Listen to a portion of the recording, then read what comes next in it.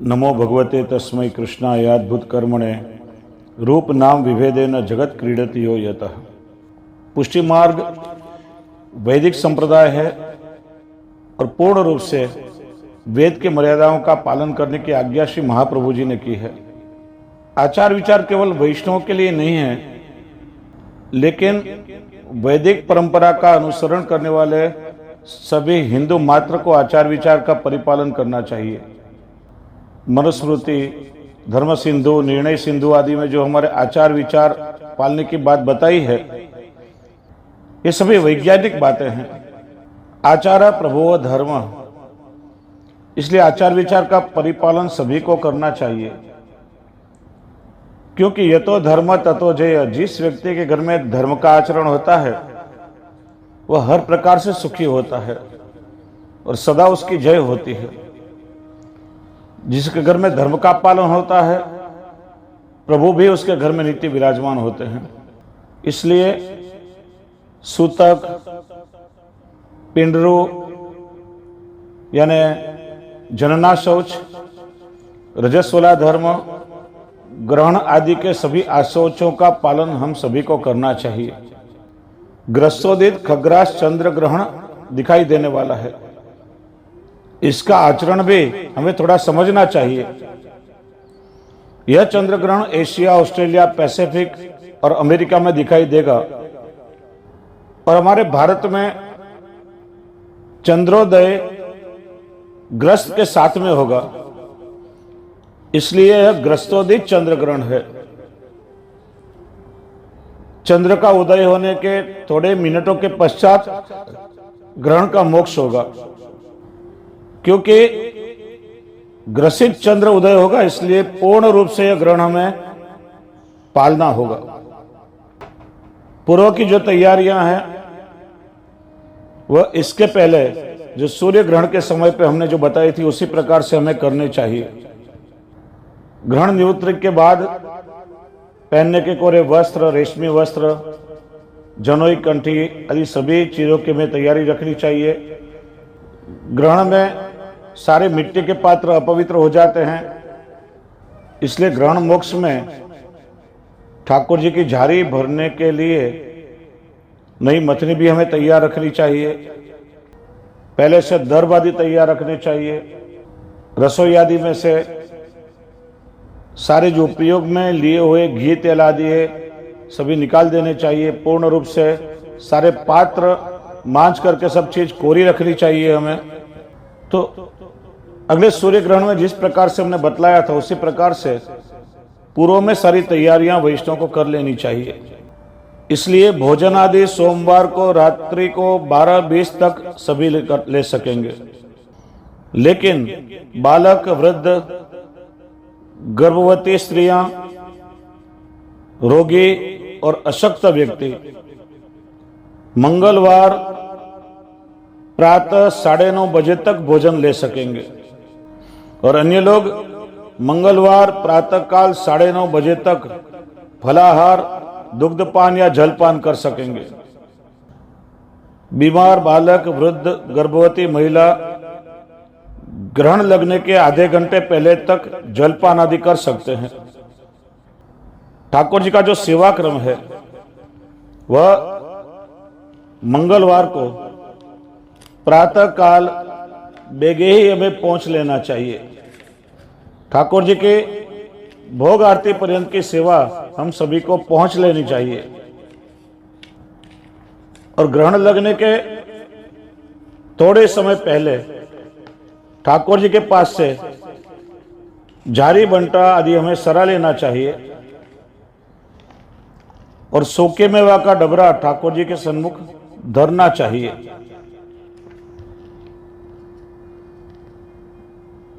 और इसके पहले 2:15 तक सारी सेवा का क्रम यदि हम लोग पहुंच लेते हैं, रसोई, बालभोग, सारे स्थल और सारे पात्र शुद्ध करके हमें पधरा देने चाहिए और सर्वत्र दर्भ रख देने चाहिए। ग्रहण लगने के 5-1 मिनट के पहले जारी, बीड़ा, सूखा मेवा के पात्र आदि रेशमी वस्त्र समय उठा लेने चाहिए और 2:39 पर नाथद्वारा के समय अनुसार ग्रहण का स्पर्श होगा। हालांकि जो स्थान है सभी में चंद्रोदय का समय भी अलग अलग है, इसलिए अपने अपने देश काल के अनुसार पंचांग सभी को देख लेने चाहिए। और वास्तव में देखो तो मतांतर हमेशा होते ही रहते हैं। कई विधान शास्त्र के बताए गए हैं, अलग अलग अवस्थाओं में अलग अलग देश काल परिस्थिति के अनुसार मतांतर होते ही रहते हैं। और ऐसे संजोग में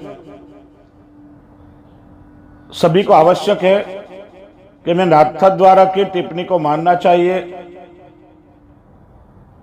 और या तो अपने अपने गुरु घर में वैष्णव को पूछ लेना चाहिए और अपने गुरुदेव की आज्ञा के अनुसार, गुरुदेव के मत के अनुसार हमें सारे आशोच का पालन करना चाहिए।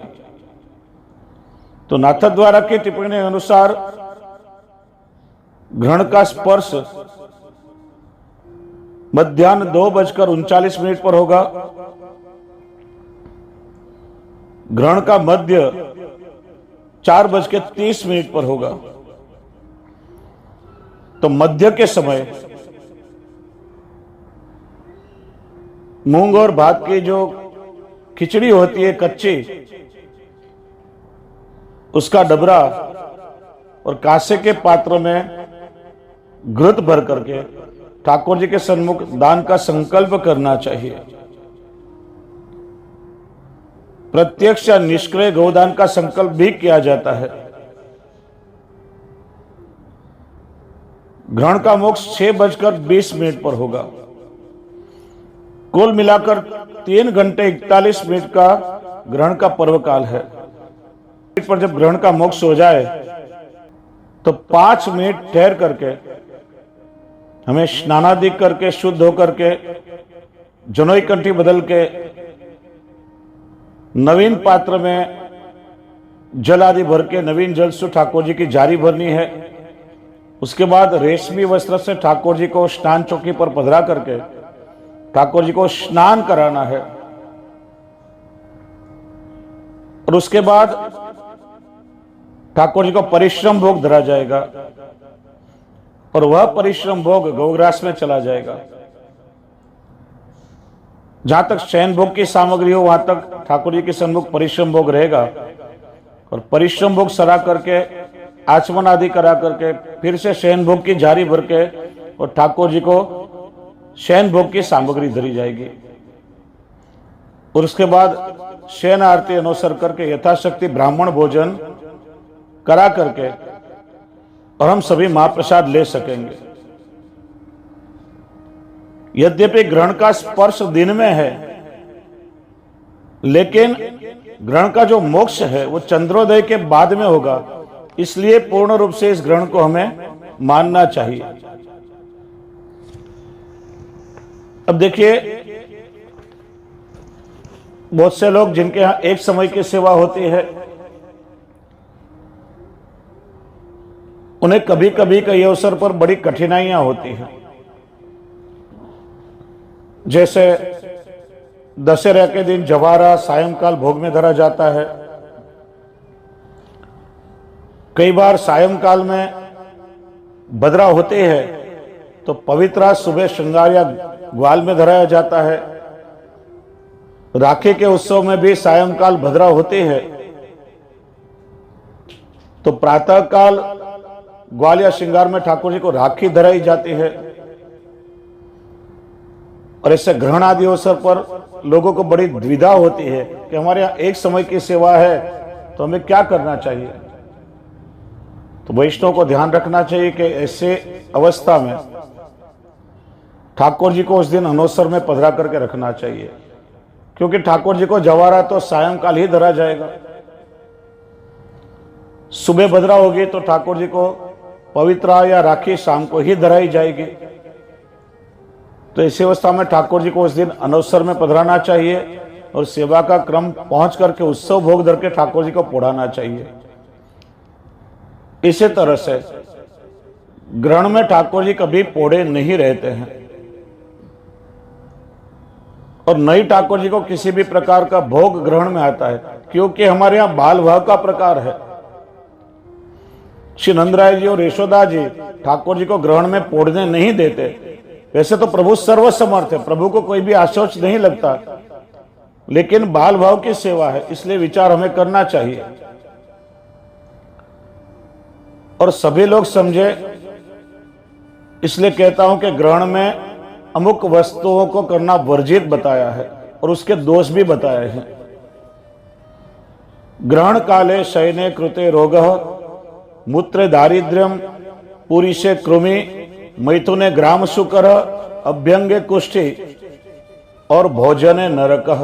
अर्थात ग्रहण में निद्रा करने से शरीर में रोग होता है, ग्रहण में मूत्र विसर्जन करने से दरिद्रता आती है, ग्रहण में मल विसर्जन करने से कृमि अर्थात कीड़े की योनि में जन्म मिलता है, ग्रहण में मैथुन करने से ग्राम्य शुकर का जन्म मिलता है और ग्रहण के समय में शरीर पर उपटन आदि लगाने से कुष्ठी यानी कोढ़ होता है और ग्रहण के समय में भोजन करने से नरक की प्राप्ति होती है। यह शास्त्र का विधान है।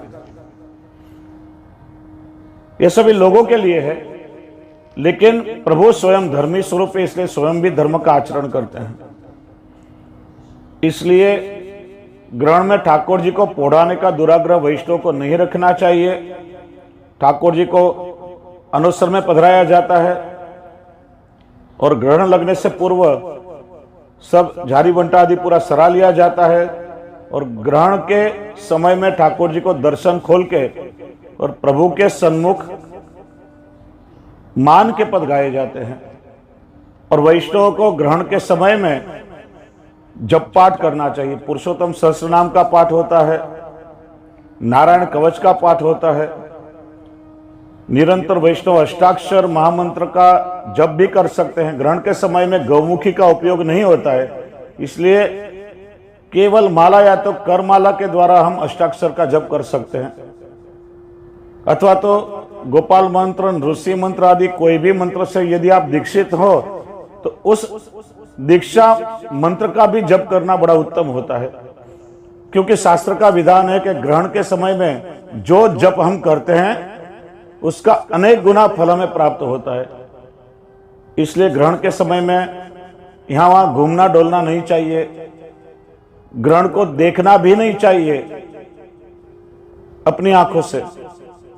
वैज्ञानिक लोग ग्रहण को जो देखते हैं तो वेल्डिंग के लिए जो कांच का इस्तेमाल होता है वह घना काले रंग का कांच बीच में रख करके वैज्ञानिक ग्रहण को देखते हैं, क्योंकि सीधे सीधा ग्रहण को देखने से हमारे आंख का जो रेटिना होता है उसमें नुकसान होता है। आप गूगल में सर्च कर सकते हैं, क्योंकि ग्रहण के समय में जब सूर्य चंद्र की युति पृथ्वी से होती है उस समय अनेक प्रकार के रोग के विषाणु अंतरिक्ष में से पृथ्वी की कक्षा में प्रवेश करते हैं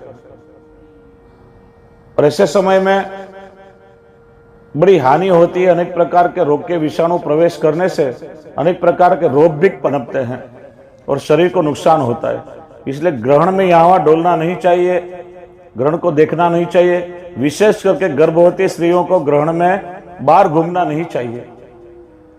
तो इस समय में विशेष रूप से प्रभु के सन्मुख बैठ करके, आप हवेली में भी ठाकुर जी के सन्मुख जब ग्रहण के दर्शन खोलते हैं प्रभु के सन्मुख बैठ करके भी जप पाठ कर सकते हैं, तो यह बड़ा ही उत्तम है। तो इस प्रकार से ग्रहण का आशौच आप सभी पालें। हमारी वैदिक परंपरा और पुष्टि मार्ग की मर्यादाओं के अनुसार सारे आशौच का पालन हम करें, यही हमारा धर्म है। बस इतना कह के मैं वाणी से विराम लेता हूं। बोलिए श्री वल्लभाधीश की जय।